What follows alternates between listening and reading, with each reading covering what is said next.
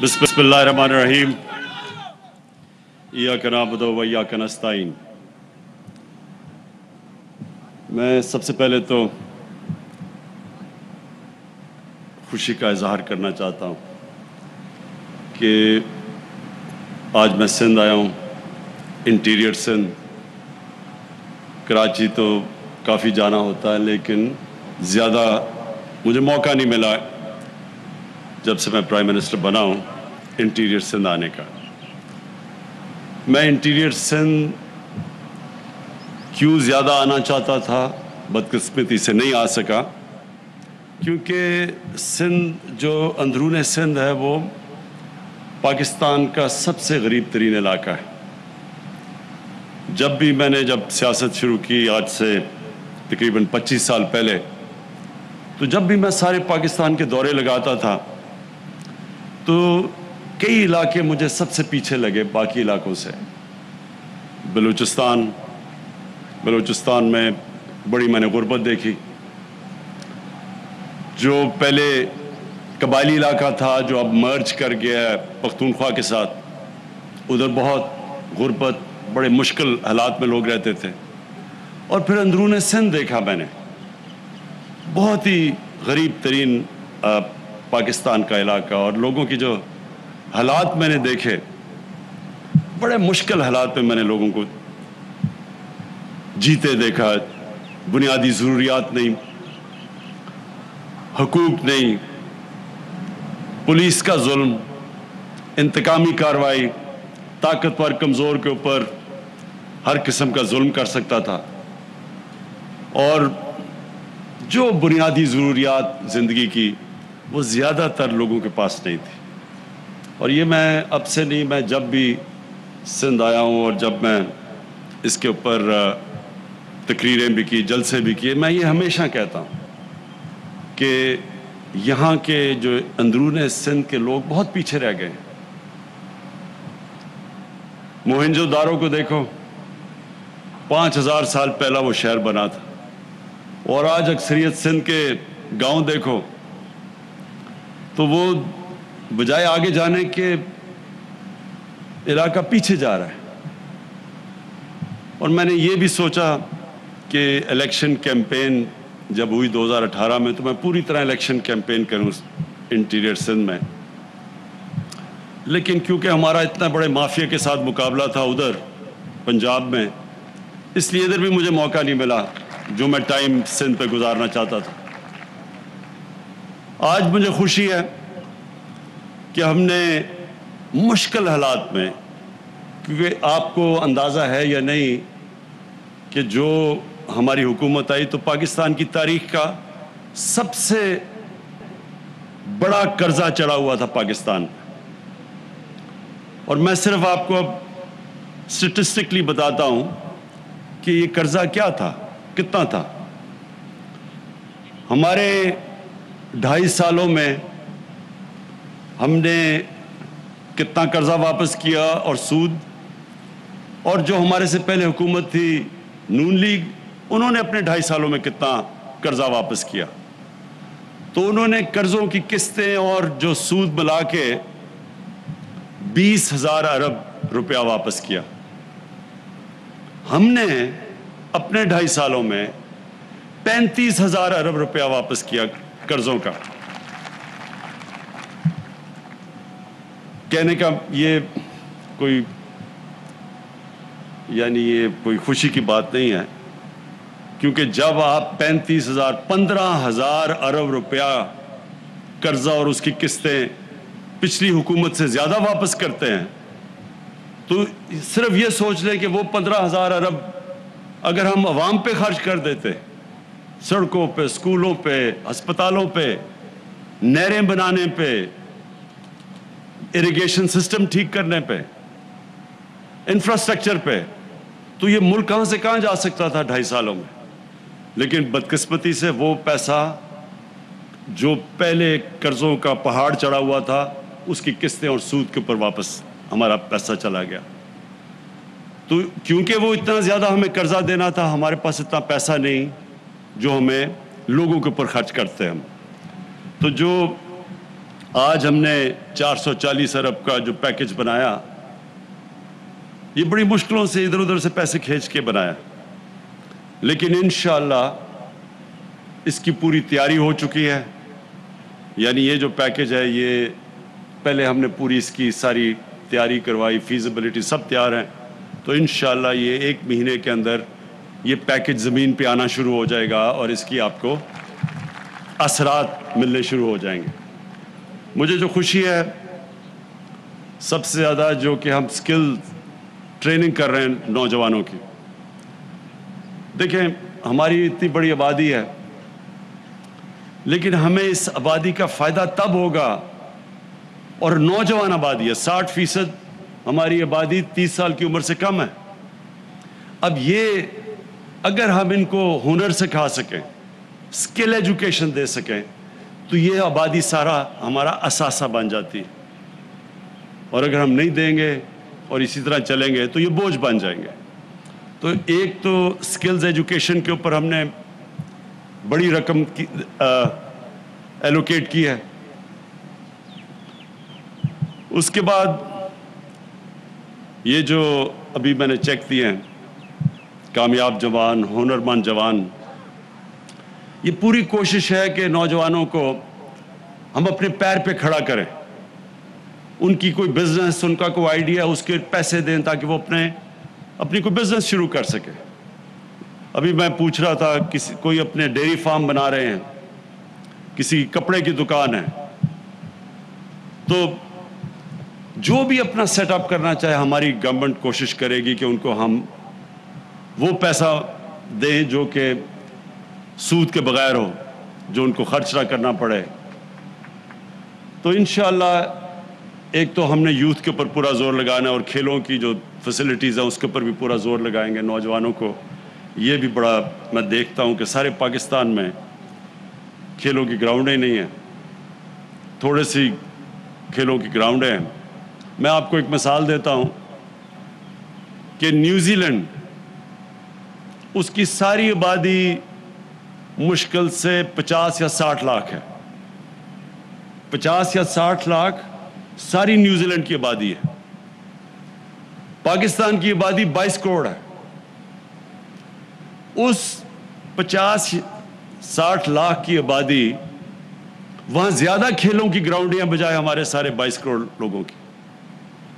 تو جب لوگ کہتے ہیں کہ اتنی سی، ابھی ہماری ٹیم گئی تو ان سے ہار گئی، تو لوگوں نے کہا وہ تو اتنا جزیرے ہیں 2، ان سے کیسے ہار سکتے ہیں. دیکھیں، جو جتنا مرضی ٹیلنٹ ہو، ٹیلنٹ کو گراؤنڈ چاہیے کھیلنے کے لیے.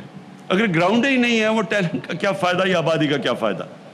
تو لہٰذا یہ بھی انفراسٹرکچر پہ سارے پاکستان پہ جو صوبے ہمارے نیچے ہیں. دیکھیں، پہلے میں آپ کو ایک چیز بتا دوں، 18th امینڈمنٹ کے بعد وفاق سے سارا پیسہ صوبوں پہ چلا جاتا ہے. وفاق جب وہ صوبوں کو پیسہ دے دیتی ہے، اور پھر وہ ڈیفنس کے اوپر بھی، اور پھر سود بھی، یہ جو قرضے لیے ان کو سود بھی اس کو دینا پڑتا ہے. ایڈمنسٹریشن کاسٹ تو وہ پہلے سے ہی وفاق مقروض ہو جاتی ہے، قرضے لے کے چلاتے ہیں ہم ملک. تو اس لیے صوبوں کے پاس تو سارا پیسہ آ جاتا ہے. تو یہ جو ہم پیسہ خرچ کر رہے ہیں، یہ ہم اپنی طرف سے، وفاق جو دے بیٹھا صوبوں کو پیسہ، ہم اب اپنی طرف سے دے رہے ہیں. یہ ہم اور جگہ سے پیسہ نکال کے کر رہے ہیں. تو اس لیے ذمہ داری صوبوں کی ہے، لیکن انشاءاللہ ہم اپنی پوری کوشش کریں گے کہ یہ جو بھی پیکج ہے، اور یہ اس سے بہت بڑا فائدہ ہوگا سکر حیدرآباد موٹر وے کا، بہت بڑا سندھ کے لوگوں کو فائدہ ہوگا، پاکستان کے لوگوں کو بڑا فائدہ ہوگا. کیونکہ جتنی زیادہ ہمارا جو لاجسٹکس، ہماری جو کنیکٹیوٹی، ہمارے جو ڈسٹنسز، سڑکیں اچھی بنتی ہیں، تو سارے پاکستان میں بزنس کرنا، تجارت کرنا، ایز آف ڈوئنگ بزنس وہ آسان ہو جاتا ہے. تو اس کا سارے ملک کو فائدہ ہے، لیکن خاص طور پہ آپ کے علاقے کو. اور وہ جو ڈیم ابھی اسد نے کہا تھا، اس سے کتنے ایکڑ لوگوں کی زمینیں کاشت ہوگی، تو اس سے علاقے کو فائدہ ہوگا. جو میں آپ کو پتہ نہیں اس چیز کا علم ہے یا نہیں، ہم نے جب اپنا احساس کا پروگرام لانچ کیا، جب یہ کرونا وائرس آئی پاکستان میں تو ایک دم جب لاک ڈاؤن ہوا تو سارے ملک میں غریب طبقہ پس گیا. جب لاک ڈاؤن ہوا تو جو دہاڑی والے مزدور تھے یا جو اپنی چھابڑی چلاتے تھے, یہ جو اپنی چھوٹی دکانیں تھیں, یہ سارے جو کمزور غریب طبقہ ایک دم پس گیا کیونکہ سارا ملک بند ہو گیا. اور شکر ہے اللہ کا کہ ہم نے سب سے پہلے اپنا ملک کھول دیا, نہیں تو جو ہندوستان کے اندر جو جس طرح کی تکلیف لوگوں کو اٹھانی پڑی, جس طرح کا انہوں نے لاک ڈاؤن کیا, شکر ہے ہم نے اس طرح کا نہیں کیا. ہم نے اپنے کمزور طبقے کو بچایا. اس کے باوجود لاک ڈاؤن کی وجہ سے ایک دم پاکستان میں غربت آ گئی. تو ہم نے ایک احساس پروگرام لے کے آئے. 1.5 کروڑ خاندانوں کو ہم نے بڑے تھوڑے وقت پہ ان کو ہم نے پیسے دیے سندھ میں, سارے پاکستان میں, اور وہ سارا اور پیسہ ڈسٹریبیوٹ ہوا میرٹ کے اوپر. اور اب میں میرٹ کا آپ کو بتاؤں. میرٹ یہ تھی کہ ہم نے یہ نہیں دیکھا کہ یہ ہمارا یا دوسروں کا ہے, یہ یعنی ہمارا ووٹر ہے یا ہمارا ووٹر نہیں ہے, یہ ہمارا صوبہ ہے یا ہمارا صوبہ نہیں ہے. آپ سب کے لیے میں سندھ کے لوگوں کو یہ بتا رہا ہوں, اور مجھے بڑا فخر ہے اس چیز پہ, کیونکہ ہم نے میرٹ پہ دیا اور اندرون سندھ کے اندر سب سے زیادہ غربت تھی. تو سندھ کا 23% آبادی ہے, 22% آبادی سندھ کی. 33% ہم نے احساس کا پروگرام سندھ میں خرچ کیا پیسہ. 22% آبادی اور 33% جو احساس کا پورا فنڈ ہم نے دیا, اور وہ تقریباً فنڈ تھا جو ٹوٹل فنڈ احساس کا تھا میرے خیال میں 180 ارب روپیہ تھا, تو اس کا 33% سندھ پہ خرچ ہوا. سندھ کے لوگوں کو ہم نے پیسہ دیا. اور میں یہ صرف مجھے فخر اس چیز کا ہے کہ ہم نے یہ نہیں دیکھا کہ ہمارا صوبہ نہیں ہے, ہم نے دیکھا کہ یہاں غربت زیادہ ہے. اور آج بھی ہم یہی کر رہے ہیں کہ پورے انشاءاللہ کوشش کریں گے کہ ہم سندھ کے لوگوں کی مدد کریں. مجھے صرف ایک افسوس ہے کہ ہم نے ایک بڑا زبردست پروجیکٹ لے کے آ رہے تھے. کراچی کے پاس ایک جزیرہ ہے جو ایسے ہی پڑا ہوا ہے بڑی دیر سے.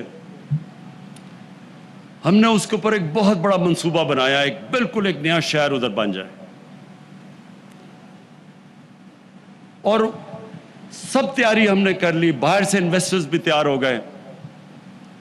سندھ حکومت نے ہمیں نو آبجیکشن سرٹیفکیٹ بھی دے دیا, اور اس سے اربوں روپے کا سندھ کے اندر پیسہ آنا تھا. سندھ کے لوگوں کو نوکریاں ملنی تھی, جو ویلتھ جنریشن ہونی تھی, یعنی جو ایک پورا شہر بننا, اس کا مطلب جو روزگار جو خرچہ ہونا تھا وہ سارا سندھ میں ہونا تھا. سندھ حکومت کو ہم نے یہ بھی کہہ دیا کہ جو نفع بھی ہوگا وہ بھی آپ رکھیں, یعنی جو بھی وہاں سے اگر پروفٹ ہے وہ بھی سندھ حکومت رکھ لے.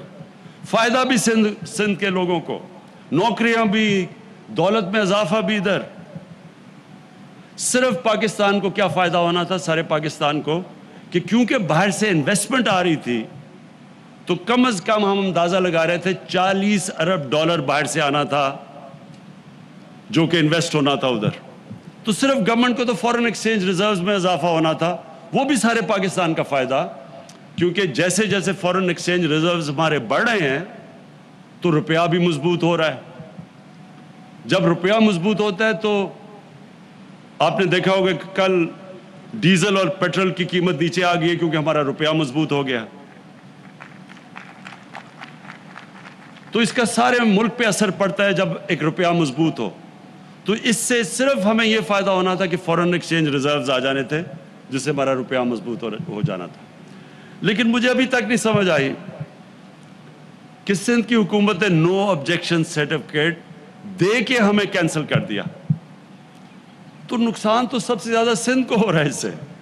تو میں ابھی بھی سندھ کی حکومت کو یہ کہوں گا کہ پروجیکٹ تو آپ کے لیے ہے, صرف فارن ایکسچینج وہ تو ریزروز ہمارے بڑھیں گے, وہ بھی جب ڈالر روپے میں آئے گا روپیہ سارا خرچ ہوگا سندھ کے اندر. تو فائدہ تو سارے اب ہمارے صوبوں سندھ کو تھا، لیکن مجھے ابھی تک نہیں سمجھ آئی کہ یہ کیوں آخری ایک دم انہوں نے ہمارا نو آبجیکشن سرٹیفکیٹ کر کے واپس لے لیا. اور میں یہ امید رکھتا ہوں کہ اس کے اوپر نظر ثانی کریں. ملک کا بھی فائدہ ہے اور سب سے زیادہ سندھ کا فائدہ ہے. ابھی ثانیہ نشتر جو ہمارے احساس پروگرام ہیڈ کرتی ہیں وہ بھی آ کے آپ کے سامنے وہ بھی بتائیں گے کہ ہم نے اب جو احساس پروگرام ہے، ہم نے پہلے سوچا تھا کہ 70 لاکھ لوگوں کو ہم صرف دیں گے اس باری، جو ہم نے وہ جو پہلے پیسے تھے.